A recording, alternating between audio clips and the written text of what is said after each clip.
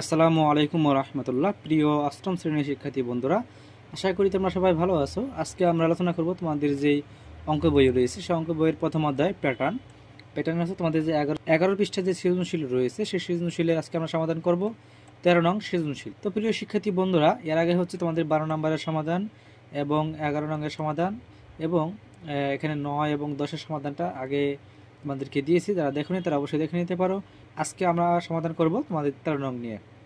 এখানে 13 রঙের উদ্দীপকে আমরা একটি প্যাটার্ন দেখতে পাচ্ছি, 5, 5-এর পরে 13, 21, 29, 37। এবার ক নম্বরে প্রশ্ন করেছে যে 29 ও 37কে দুটি স্বাভাবিক সংখ্যার বর্গের সমষ্টি রূপে প্রকাশ করো। এবং খ নম্বর বলছে তালিকার পরবর্তী 4টি সংখ্যা নির্ণয় করো। গ নম্বরে বলছে তালিকার প্রথম 50টি সংখ্যার সমষ্টি নির্ণয় করো। এখানে প্রথমে যে বলা রয়েছে বর্গের সমষ্টি, আসলে বর্গের সংখ্যা কি কি আমরা জানি হচ্ছে বর্গের সংখ্যা, যেমন 1-এর উপর যদি আমরা স্কোয়ার করি তার কত হয় 1, তারপর 2-এর উপরে স্কোয়ার করলে কত হয় 4, 3-এর উপরে স্কোয়ার করলে হয় 3 তিরিক্ষায় 9, তারপর 4-এর উপরে স্কোয়ার করলে কত হয় 4 4 16, তারপর 5-এর উপরে স্কোয়ার করলে হয় 25, হ্যাঁ, এরপর হচ্ছে 6-এর উপরে স্কোয়ার করলে কত হয় 6 6 36। এইগুলো হচ্ছে যে বর্গের সংখ্যা, এগুলো হচ্ছে বর্গ সংখ্যা। এগুলো দিয়ে হচ্ছে কি করতে আমাদের বর্গের সমষ্টি বলতে বোঝায় কি যোগ প্রকাশ করতে হবে। যেমন ধরো 29, এখানে কোন কোন সংখ্যা দুটো যোগ করলে 29 হয়। যেমন দেখো এখানে যদি আমরা দেখতে পাই যে এখানে হচ্ছে 25 এবং এই 4, এই দুটো যোগ করলে কত হয় 29 হয়। তাহলে এই দুটি মিলে হয় কত 29। এবার 37, তাহলে 37টা হয় কি হবে 37টা হয় হচ্ছে দেখো এই 36 আর এই 1, এই দুটো যোগ করে কত হয় 36। তো প্রিয় শিক্ষার্থী বন্ধুরা, চলো আমরা ক নম্বর সমাধানটি দেখি। এখানে ক নম্বর সমাধানটি হবে এরকম যে এখানে 29 ও 37কে দুটি বর্গের সমষ্টি রূপে প্রকাশ করা হলো। 29 সমান কি লেখা যায়, ওই যে বলছিলাম যে 4 এবং তোমার কি হচ্ছে 25, তাহলে 4 আর 25 যোগ করলে কত হয় 29। 4 5 কি হবে 2 স্কোয়ার করলে 4 হয় এবং 5 স্কোয়ার করলে কত হয় 25 হয়। এই এরপর হচ্ছে 37, একইভাবে 1 এবং 36 যোগ করলে হয় 37। ক্লিয়ার? তাহলে 1 মানে কি 1 পাওয়া যায় কই থেকে 1 স্কোয়ার, এবং 36 পাওয়া যায় কি থেকে 6 স্কোয়ার থেকে, তাহলে 1 স্কোয়ার এবং 6 স্কোয়ার। এই ছিল হচ্ছে ক নম্বরের সমাধান।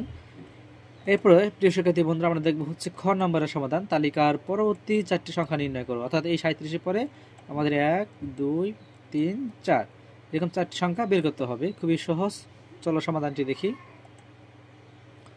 প্রিয় শিক্ষার্থী বন্ধুরা, খ নম্বর সমাধানটা এরকম হবে, যেখানে প্রথম দেওয়া আছে প্যাটার্নগুলো, তার সংখ্যাগুলো দেওয়া রয়েছে 5 13 29 37। এবার এই 5 থেকে 13-এর মধ্যে পার্থক্য 8, 8 থেকে 13 থেকে 21-এর মধ্যে পার্থক্য 8, এবং 21 থেকে 29 বিয়োগ করলে কত পাওয়া যায় 8, 29 থেকে 37 বিয়োগ করলে কত পাওয়া যায় 8। অর্থাৎ পাশাপাশি দুটি সংখ্যার পার্থক্য কত করে মানে বৃদ্ধি পাচ্ছে 8 করে। অর্থাৎ এখান থেকে 8 করে বৃদ্ধি পেয়ে 13, 13 থেকে 8 বৃদ্ধি পেয়ে 21, 21 থেকে 8 বৃদ্ধি পেয়ে 29, 29 থেকে 8 বৃদ্ধি পেয়ে 37, 37 থেকে 8 বৃদ্ধি পেয়ে কত হবে, তাহলে যোগ করে দাও, যোগ করে দিলে কত হয়ে গেল 45। আমাদের এরকম 4টি বের করতে হবে। আবার এখানে যেহেতু 45 বেরিয়েছে, এই 45 সাথে 8 যোগ করলে কত হয় পরটা পাওয়া যাবে 53, 53 সাথে 8 যোগ করলে পরটা পাওয়া যাবে 61, 61-এর সাথে পরটা যোগ করলে কত পাওয়া যাবে 69। এই ছিল হচ্ছে আমাদের খ নম্বরের সমাধান। প্রিয় শিক্ষার্থী বন্ধুরা, আশা করি বুঝতে পেরেছো। এরপর আমরা দেখব গ নম্বরের সমাধান। তালিকার প্রথম 50টি সংখ্যার সমষ্টি নির্ণয় করো। কয়টি 50টি।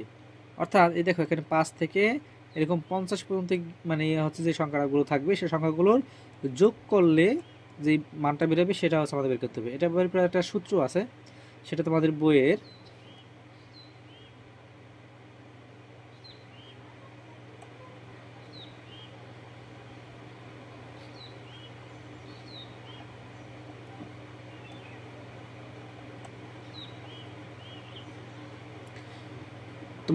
হচ্ছে 4 পৃষ্ঠায় সেই সূত্রটি রয়েছে, যেখানে যোগফল অর্থাৎ বা সমষ্টি বলা যায়।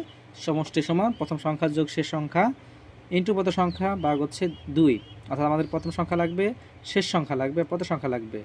কিন্তু আমাদের প্রশ্নে হচ্ছে দেখো আমাদের প্রশ্নের মধ্যে প্রথম সংখ্যা দেওয়া রয়েছে কিন্তু শেষ সংখ্যাটা কি নাই। আমাদের শেষ সংখ্যা আগে বের করতে হবে। শেষ সংখ্যা বের করে একেবারে সহজ একটা নিয়ম আছে। তো এখানে হচ্ছে দেখো প্রথম সংখ্যা কত, আমি তোমাদেরকে এখানে একটু মানে করে দেওয়ার চেষ্টা করি। এখানে প্রথম সংখ্যা কত আছে, প্রথম সংখ্যা আছে হচ্ছে 5।